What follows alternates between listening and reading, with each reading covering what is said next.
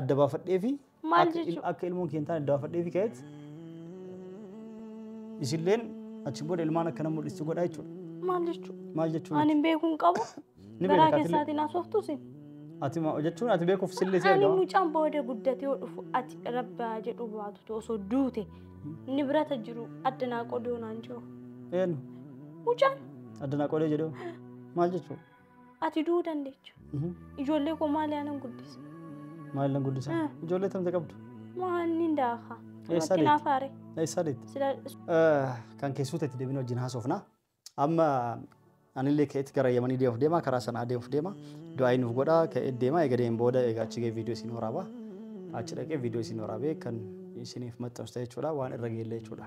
Ijoollee mucoo argee daa'imas argeetiin yoo haala saniin kan isin ajaa'ibsa garuu kan isin na shakkite kana guutu lakkoobsa mucoo saniitu hin qabu, hariiroo takka illee wajjin hin qabu bakka kana jirti isiitu hin beeku jechuudha. Mana isiin beeka garuu ammaaf eessa akka jirtu hin beeku. Wajjin naasofnu lakkoobsaan qabu kan isin ilmoo dhiiraa qabdaa jedhanii itti man kana gara qabatte. Ani ayyuu fuudhuun kan kee jaartii lammataa fuudhuun keenan aarsinee ittisuma yaa nagammaattu jechuudha. Saniif aariin qabdu jibbaa ayyuu agasuun dan qabdu akkaan argetti. Ayyuu amaluu isii kanneen lallaaltee xiqqoo sossodaatti malee ayyuullee yoo qabanii hidhanumaan jettu akkuma argitanii callisti. Sanuma san jibbite malee suma jalleen jibbaa ayyuu agasuun das hin qabdu. Masaanumaa fuuteef hin jibbine. Waa'ee ilmoo dhiiraa santu aarse. Keessattuu isiin gaafa ayyaman jirtu maal jedha turteeyyuu jaartii fuudhuu barbaadde fuudhii itti barbaaddu arabaa miti oromoo fuutee tafeetes fuudhii jette fuudhuu barbaadde fuudhii garuu jette du'e bada malee yaman kana keessa dubartoota an beeku hiriyoottanti jedha ittiin kalaayin fuutu jara fuudhurra araba fuudhii jette dhalaa teennee barbaadde moo oromoos taate ta barbaadde taate. Assalaamu alaikum warahmatullahi wabarakatuh. Hordoftoota daawwattoota keenya akkam jirtan bakka jirtan nageenyi wajjin jiraatu jecha ayyuu wajjin deebinee dhufnee salaamata gaafadhume ayyuu. Akkam jirtu hordoftoota fi daawwattoota keenya marti keessan bakka jirtanitti nagaan keenya sinaa qaqqabu. Jecha haala kanaan ayyuu wajjin dachaan dhufnee jirra jechuudha. Akkuma deebinee dhufnee jirra jechuudha. Kanaafuu maaliif deebinee dhufnee viidiyoo sumayyaan gadhiistee argitanii jirtan jechuudha. Wantoonni eega uumamaan booda eega ayyuu faallee buuniin faallee eega hidhamanii bayan boodas waa heddochiin boodas dabarsinetti kun ammallee sumayyaan eega jamiilallee fudhatamtee deebisan boodallee immoo sumayyalleen haala kanaan gaafii na gaafatte waa'ee dhimma mucaa dhiiraa san jettee turte namootan isiniin galiyyoo jiraate viidiyoo sumayyaan gadhiistee irratti jechuudha. Sa'idoon dubartii biraatirraa mucaa dhiiraa dhoysaan narra bakka biraatii dhalchee qabaa jettee jirti jechuudha. Sababbiin itti mul'isu ayyuu fuudhoo osoo hin ta'in kana aarsuu ilma dhiiraa dubartii biraatirraa osoo waan hin beekin dhalchee sa'aatii an biyya galee cidha ayyuuf godhee ture san yeroo sargii kennaa san namni dhaqeetiniin itti himan inni nama akkanaa qofa seetaa sirra dhaqee fuudhee miti kunoo Yemanittillee as keessattillee dhala akkanaatirra dhiira akkanaa dhalchee mucaa dhiiraa qabaa jedhaniitiin suuraa hunda itti mul'isan akkasiin asootutti argee sa'idima fakkaataa itti asofti suuraa itti mul'isan kanamaa jechuudha. Waa'ee mucaa sanillee anis kanaan duras dubbadhee jira. Isiin garuu akka viidiyoo gubbarratti jettuu fi akka viidiyoo gubbarratti dubbattutti maal jedhaa jirti? Sa'idoon waa'ee kana yeroo an dubbadhu deebii isiniif deebisaa hin jiru. Yeroo hedduu waan kana dubbadhaa. Yeroo hedduu waan kana kaasaa na tuffatee tumaan dhiise guyya tokkicha waan kana dubbatee hin beeku. Guyya tokkicha waan mucaa kanaa na deebisee hin beeku hin dubbatu jette jechuudha. Kanaafuu waa'ee mucaa dhiiraa deebifeeti jechuudha isiin. Anis kanaan dura isin himee ture jechuudha. Mucaan namoota hedduu yeroo YouTube irratti gabbee himee jira jechuudha. Dongorootu jira rakkoo cima jira waa'ee icciitii mucaa dhiiraa kan yoo dubbadhe namaaf nama wal ajjeesaa jedhe ture jechuudha. Namaaf nama wal ajjeesaa rakkoo guddaa uumamaa jedheetiin waan san icciitii guutuu achirra himuu dideetiin irruma babbeetiin dhiise jechuudha. San jechuunis namoota hedduu koomentii jedha dhaqan yetiin beena jaartii namaatirra dhalchitee hin beena ka jaarsirra du'ee hin beena akkana akkana ta'e dubbiin akkasii miti. Maqaan walaa fakkaatu malee dubbiin gara biraati. Faallaadha waan san hin himne jechuudha. Dubbiin akkasii miti kaan icciitii jedhee dhiisee waa'ee sanii miti waan isin yaaddan sanii miti jechuudha. Fagoodha gara biraati jechuudha dubbiin. Akkamitti jettan amma kasanillee ammas dubbatu hin dhufne sumayyaa wanti isin barbaadde mucaa dhiiraa dubartii biraatirraa dhalchise san hanga har'aa naaf hin himne. Icciitii jetteetiniin keette naa himuu diddeette. Kanaaf dhaqee Yaman deemuuf deema haaraatti ka'ee ammallee jechuudha. Dhiyoo matan Yamanii deebi'ee ammallee ilmaan tantee arguu yoo ka barbaaddu taate ilmaan tantee akkasii mul'isu yoo ka barbaaddu taate yoo ilmaan tantee akkasii mul'isu barbaaddu taate deemiti gara gooteellee godhiti waa'ee dhimma mucaa dhiiraa nadhoo isaan irraa dhalchite dhoo isaan bakka biraatti dhalchite san dhimma mucaa sanii haqa beekuu barbaada. Tolchitee akka addanaaf baastuu barbaada jettee jirti jechuudha. Kanaafuu ani Yaman ka'ee deemee isiif adda baasuuf deemaa jechuudha. Ishii qofaa miti adda akka ba'uuf kan barbaadu. Anis adda baastee mucaan kun keeti moo keeti miti tokko. Lammanni immoo kanaan dura wanta uumame kanaan dura wanti raawwatte sun anaaf bu'aan qabu. Anaan dura wanta raawwatteerta gaadha. Anaama kan na ciqu anaa booda wanta raawwattudha. Garuu immoo mucaan kun booddee guddatee waanatti fiduun isaa waan hin oolleef hadhuma tana waa'ee isaa adda baastee Sumayyaa qofa osoo hin ta'in anillee beekuu barbaada. Mucaan kun keetii moo keetii miti? Hoo keetis ta'e ifaan ifatti baastoo kiyya jeetoo dubbadhu. Hoo keetis ta'uu baattee kiyyaa miti jeetoo dubbadhu. Ati saayidoodha bara. Ati illee amantu. Maal beekamu? Akka tasaa wanti kun guyyaa tokko uumamee osoo hin barbaadin daa'ima kana argachuu dandeecha. Okiin immoo barbaaddee argattee Sumayyaa oksitee Sumayyaa dhabuu waan hin barbaanneef ishee oksitee guddisuu dandeecha. Waan hin beekneef wanta kana adda baastoonatti. Anis akka adda naa ba'uun barbaada. Ishii qofaa miti. Kana kalaas. Said ani laali. Ani akka Sumayyaa miti. Andoo ijoollee akka baay'ifattuun barbaada. Jaartiifaa akka baay'ifattuun barbaada. Akka jaartiifaa baay'ifattuun barbaada. Ani ayyuu ta'etti nan soobini. Situ qabatee moo ishii si qabate? Eenu. Maal asoote? Maal rakkoo qaba ijoollee? Eenu qabadheen. Eenyus si dhungate dura ishiitu si dhungate moo situ ishii dhungate? Kiyyaa miti sin jechaatiin maa si qabate moo si qabateetta?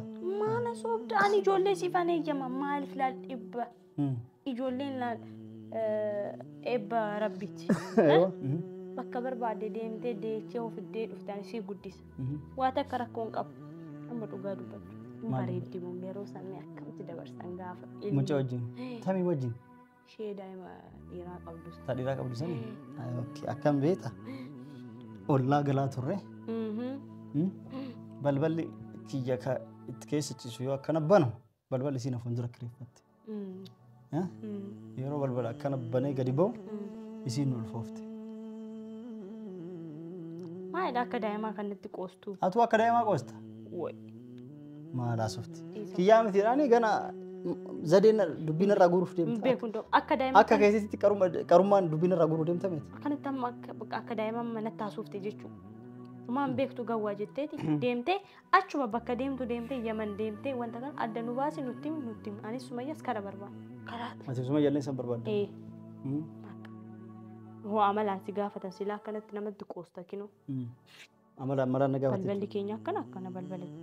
Atuu maal gaafa akkami si qabate moo si qabate? Si dhungate moo si dhungate? Situ gubbaa bahe moo si gubbaa bahe akka hin jenne qofti xiqqoo jettee? Maa softuun beektu waan biraa haasa'uu dhufee si waan biraa softu.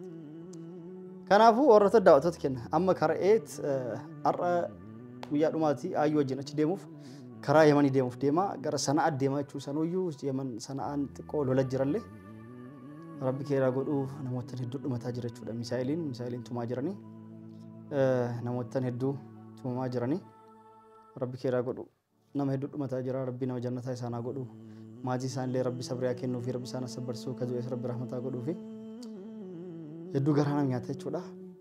Lola sanitti deemuuf deema jechuudha. Anillee dirqama Sumayyaan yoo ilmaan tinti arguu barbaaddeef dirqama dhimma mucoo sanii addanaa baasii waan jetteef naa himii jette jechuudha. Isii Yamanillee ka'ee dhaqin jenne an garuu dirqama dhaqu malee wanti gara adda ittiin baasuu hin qabu. Keessallee isii himaa karaa barbaaddellee jennaan wanti jechuu hin dandeenye jechuudha.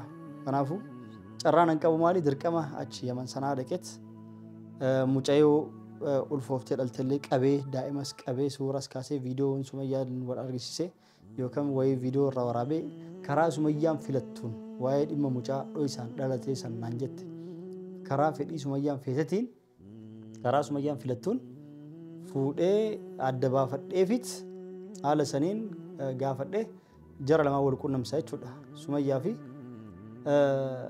daa'imaa fi mucaa isiin jirtu san wal quunnamsiisuu yaala.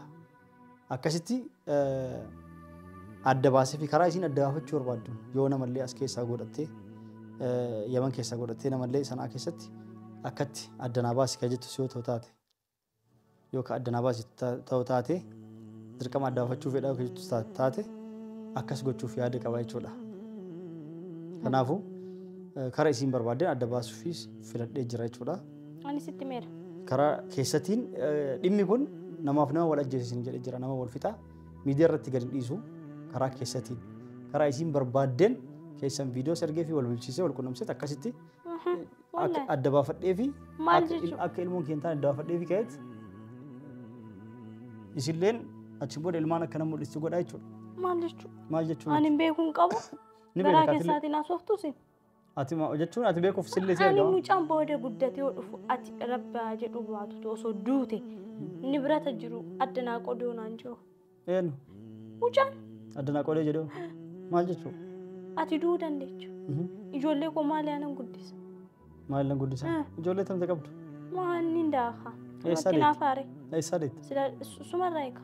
Akkam gootee iccitii kan kee waan dhageesse ta'u? Maal dhageesse? Waan dalagaa jirtu waan dhageesse ta'e. Indee taa'u garate? Innan daada'u ammayyuu sii da'uu hin danda'an. Dhiyoo kana eegi. Har'aayyuu. Ati ilmoo namaa hattee garaa kan ka'an dhufa. Kanaaf maal gootaa? Anis beekuun qaba wanta kana miidiyaa irratti baastee dubbata. Miidiyaa irra baasuuf namaaf nama wal ajjeesa nama wal fixaa jedhee jira jechuudha. Kanaaf miidiyaa irra baasuun hin ta'u. Sii galee miidiyaa irra baasuun hin ta'u. Akkam jetta? Ani garuu beekuun barbaada. Ati beekuun ni barbaadda garuu kun miidiyaa irra baasuuf hin ta'u. Adda baastee natti himuu qabda. Dhimma jiru guutuu adda baaseet karaa isiif barbaaduun fedhii isii guutuu akkasitti hubachiisaaf jechuudha. Sii galee? Akkasii hubachiisaa achi booda ilmaantii arguu yaala. Isin dirqama waan kana jettee miti ree. Kanaafuu akkasitti waan isin barbaadde guutuu ni godhaaf jechuudha. Maaliif dirqama ilmaantii arguu waan barbaaduuf waan na dirqama ta'eef. Hin dandeechu. Garuu ani akkasumayyaatti adda baastee natti himuu qabdu. Kanan fedhan. Si maamara isilachiif isin hundaafuu ta'a. Booda erga guddatee booda. Isin hundaafuu ta'a bara. Bakka isaan fedhan. Waa biraas hin gaafanne. Anis ijaan qabatamaa wanta qabatamaa mucaan kun kee ta'uu baachuusaa adda baafadhee waan qabatamaa beekuun qaba. Yoo mucaan diddeetu keetti itti fedhe dhufaa si kenna si guddisaa jee. Akkam jetta? Inni akkanaa natti hin tolu. Natti hin tolu achumatti wanti kan deecha yaa guddifattu idaan qabaan. Maaliif? Ma idaan qabaan? Duraayyuu haa dhuftu Jamiila fa'aa si guddisaa hin turre? Daa'ima guddisuuf yeroo hin qabu. Yeroo hin qabdu maaliif malee? Daa'ima kiyyaan da'ee guddisa dura. Kan namaarratti wanti hunduu guyyaa uumatee kiyyeenyuu naa guddisa booda. Akkasii? Ayyee gaa ta'u. Rabbi keeraa godhu kanaaf hordoftoota daawwattoota keenya kan keessuutti itti deebinee wajjin haasofna. Amma anillee ka'eetti gara Yamanii deemuuf deema karaa sanaa deemuuf deema. Du'aa nuuf godhaa ka'ee deema eega deemee booda egaa achi ga'ee viidiyoo isin waraaba. Achi dhaqee viidiyoo isin waraabee kan isiniif maxxansu jechuudha waan irra geellee jechuudha. Ijoollee mucoo argee daa'imas argeetiin yoo haala saniin kan isin ajaa'ibsa garuu kan isin na shakkite kana guutuu lakkoofsa mucoo saniitu hin qabu hariiroota akka illee wajjin qabu bakka kana jirti isiitu hin beeku jechuudha. Mana isiin beeka garuu ammaaf eessa akka jirtu hin beeku wajjin naasofnu lakkoofsaan qabu kan isin ilmoo dhiiraa qabdaa jedhanii itti man kana gara qabattee ani ayyuu fuudhuun kan kee jaartii lammataa fuudhuun keenan aarsinee itti sumayyaa na gammaachuu jechuudha. Saniif aariin qabdu jibbaa ayyuu agarsuun dan qabdu akkaan argetti. Ayyuu amaloon isii kanneen kan lallaaltee xiqqoo sossodaatti malee ayyuullee yoo qabanii hidhan waan jettu akkuma argitanii callisti. Sanuma isaan jibbite malee sumayyalleen jibbaa ayyuu agarsuun dasiin qabdu. Masaanumaa fuuteef hin jibbine. Waa'ee ilmoo dhiiraa santu aarse. Keessattuu isiin gaafa ayyaman jirtu maal jedha turteeyyuu jaartii fuudhuu barbaadde fuudhii itti barbaaddu arabaa miti oromoos fuutee tafeetes fuudhii jette fuudhuu barbaadde fuudhii garuu jette du'e bada malee yaman kana keessa dubartoota an beeku hiriyoottan tiyya ittiin kalaayeen hin fuutu jara fuudhurra araba fuudhii jette dhalaa teennee barbaadde immoo oromoos taate ta barbaadde taate immoo biyya galii biyyarraa fuudhii naan jette kana isiinuu mataa isii jettee jirti jechuudha akka ani fuudhee ka barbaaddu maal isiin hiriyaa nama isiin beektu nama yaman keessa jiru Hiriyoottan isii keessaa takkitti akka fuudhu barbaaddu. Hiriyoottan isii taate ta'an fuudhu barbaaddu jira anaaf isii wal lolchiiste jechuudha. Kanaaf amma mucoon tunillee isii hiriyyama. Hiriyyaa duraanii jechuudha. Isii hiriyyama seerumtee akkasitti ilmoo biraa qabdi itti himan akkasi. Sani aarsaa jechuudha. Sumayyaa akka gowwarraa gubu jiru akkaan hiriyoottan isiitti kalaawwata kan barbaaddu. Waan itti aarsan qabanii waan itti walii waa jedhan qabanna fakkaatee hin beeku. Akkas rabbi keera godhaa hundaaf du'aa inni godhaa gara Yaman gara sana adeemetiniin haala saniin wanti jedha jechuudha.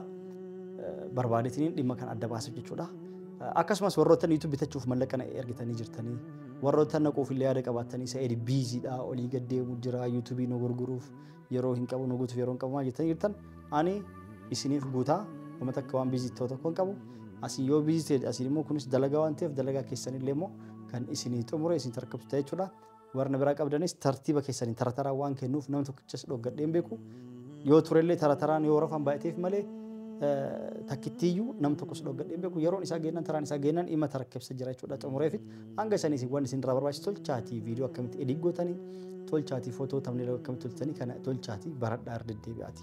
Maaliif gaaf chaanaal fudhatan daayirektii waan babbareeda dalagaa gadhiistanii turtii hagammaa turtan san caalaa dalagachuu dandeettan jechuudha.